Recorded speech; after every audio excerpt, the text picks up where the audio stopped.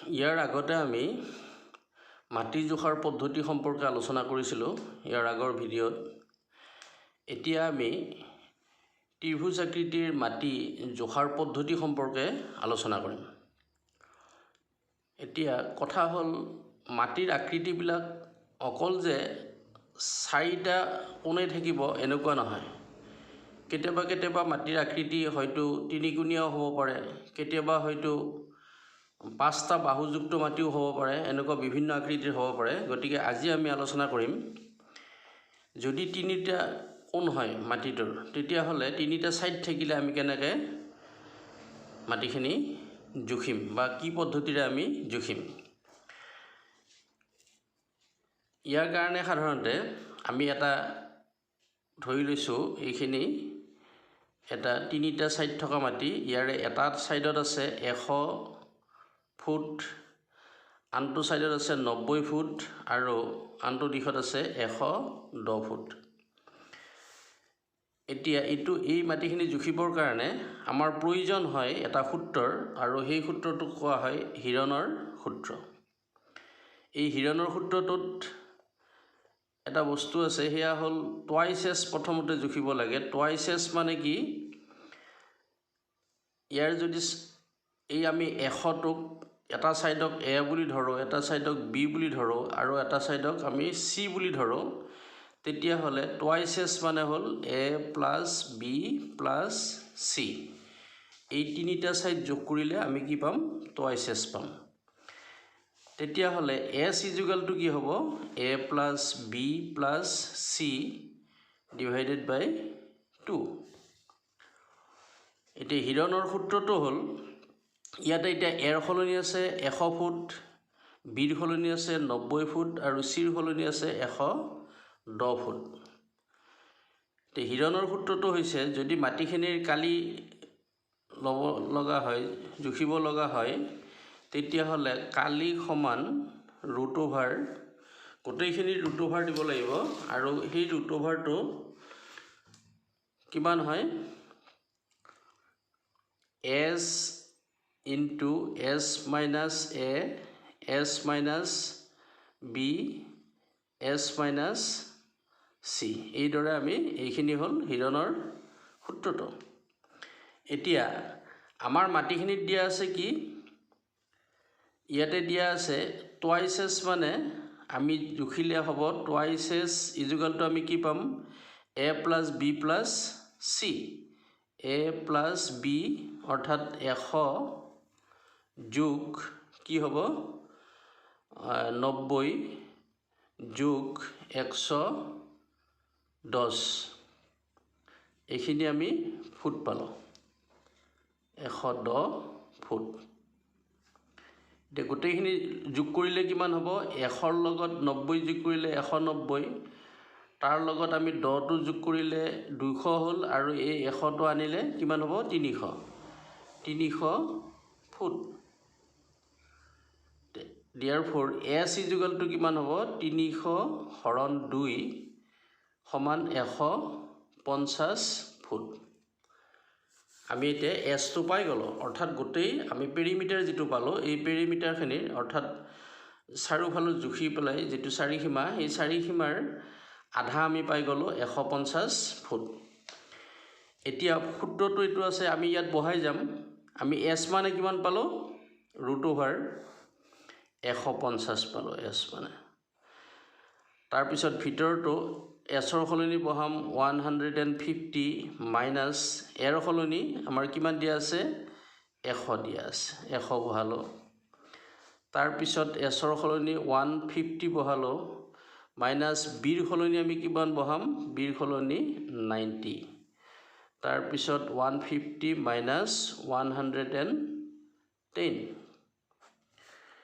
ইজুকেলটো √,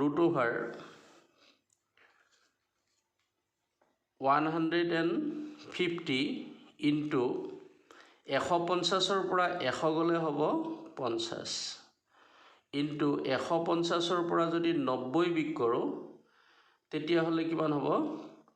0, 15ৰ পৰা 9 গ'লে 6, এইটো হ'ব 60।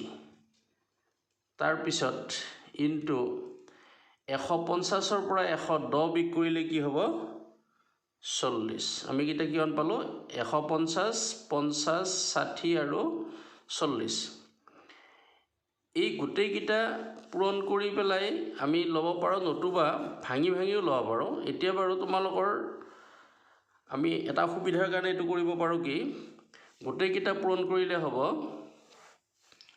শূন্য কিটা পূৰণ 5 15 75 75 6 গুণ হ'ব 300 300 4 ৰে পূৰণ কৰিলে হ'ব 300 5 15 75 75 6 ৰে পূৰণ কৰিলে হ'ব 6 75 গুণ আৰু তাৰ পিছত আকৌ 4 ৰে পূৰণ কৰিব লাগিব গোটেইখিনি পূৰণ কৰিলে হ'ব 18 6টা শূন্য হ'ব 1 2 3 4 5 6 ইজুগালটো এতিয়া এইখিনিৰ আমি বৰ্গমূল উলিয়াব লাগিব যে বৰ্গমূল উলিওৱাত এই উৎপাদক কৰি ললে যেনে 15টো ভাঙি ললে 3 5 গুণ 15 তাৰ পিছত পূৰণ 2 আৰু 5 10 থাকিল 10ক আমি ভাঙি দিব পাৰো তেনেকৈ ভাঙিব পাৰো তেতিয়া হলে উৎপাদক উলিওৱাত সুবিধা হয় কিন্তু এটা কথাৰ কাৰণে অলপ অসুবিধা হয় এটো হল কি যদি এটা 2 থাকি যায় বা এটা √7 থাকি যায় তেতিয়া হলে পুনৰ সংখ্যাটোক আকৌ পূৰণ কৰিব লাগে তেতিয়া অলপ অসুবিধাৰ সৃষ্টি হয় গতিকে এটো ক্ষেত্ৰত এটা বুদ্ধি কৰিলে ভাল হয় হেতু হল কি আমি ক্যালকুলেটৰৰ জৰিয়তে যদি পূৰণ কৰাত অসুবিধা পোৱা যায় তেতিয়া হলে গোটেইখিনি পূৰণ কৰি ইয়াত পাতিব পাৰো তাৰছত ইয়াৰ ওপৰত √, মাৰি দিলে আমাৰ আসল সংখ্যাটো আহি যাব তেতিয়া আমি কিমান পাম 42.64 তাৰ মানে এইখিনি আমি ভাঙিলে এইখিনি পাম তেতিয়া √টো বেছি উঠি যাব ইয়াত √টো আৰু নালাগে √টো বৰ্গমূল লওঁতে হ'ল এইখিনি গতিকে 42.64 হ'ল ইমান কি হ'ব বৰ্গ ফুট কি হ'ব ইমান বৰ্গ ফুট বা ইংৰাজীত ইয়াত কি কোৱা হয় স্কয়াৰ ফুট এইখিনি পালো এতিয়া আমি বৰ্গ ফুটত গোটেই মাটিখিনি ওলাল এই মাটিখিনিৰ পৰিমাণ কিমান হ'ল বৰ্গ ফুটত 4242.64 বৰ্গ ফুট এতিয়া ইয়াক আকৌ কি কৰিব লাগিব 4242.64 ডিভাইডেড বাই আমি যদি লেছালৈ লৈ যাওঁ তেতিয়া হলে কিহেৰে হৰণ কৰিব লাগিব আমি হৰণ কৰিব লাগিব 144 ৰে যেতিয়া 144 ৰে হৰণ কৰিম তেতিয়া হলে এটো কি হৈ যাব লেছা হৈ যাব পিছত বাৰু লিখিম আমি লেছাটো ইয়াক যদি হৰণ কৰাত অসুবিধা পোৱা তেতিয়া হলে এটা কাম কৰিব পাৰি যে ক্যালকুলেটৰ জৰিয়তে হৰণটো কৰিব পৰা যায় 29.46 হ'ব আৰু ইমানক আমি কি বুলি ক'ব পাৰো তেতিয়া লেছা বুলি ক'ব পাৰো এই লেছা হল আকৌ লেছাটোক আমি কি কৰিব লাগিব এতিয়া যেহেতু বিঘা নলাল যদি 129 হলেতেন তেতিয়া হলে 1 বিঘা 29 লেছা হলেতেন কিন্তু বিঘালৈ নগলে মাটিখিনিৰ পৰিমাণ কিমান হল 29 লেছা 29.46 লেছা হল এতিয়া ইয়াক আমি আকৌ কিহেৰে হৰণ কৰিম 20 ৰে হৰণ কৰিম 20 ৰে হৰণ কৰিলে কিহত পৰিণত হ'ব লেছাটো গৈ এবাৰ কথা হ'ব আৰু ইয়াত আমি কি পাম 29ক যদি 20 ৰে হৰণ কৰো একবাৰ যাব 1 লেছা হল 1 লেছা তাৰ পিছত 9 থাকিব কি এক কথা হ'ব এটো নহয় 29ক যদি আমি 20 ৰে হৰণ কৰো তেতিয়া হলে এক কথা হ'ব আৰু 9 লেছা হ'ব আৰু আমাৰ এই 46 টো এটা কাম কৰিব পৰা যায় 0.46 এইখিনিক আমি 46ক যদি আমি 144 ৰে পূৰণ কৰো আৰু জটিলতালৈ নগৈ 144 ৰে যদি পূৰণ কৰো তেতিয়া হলে আমি 6.64 পাম এইখিনি বৰ্গ ইঞ্চি হ'ব। আমি তালৈ নিনি পেলাই কি কৰিব পাৰোঁ, ইয়াতে 1 কঠা 9 লেচা আছে নহয়, 1 কঠা 9 লেচা এই 0.46টোক আমি কি কৰিব পাৰোঁ, 0.5 কৰিব পাৰোঁ। তেতিয়া ইয়াতে 0.5টো দিব পৰা যায়।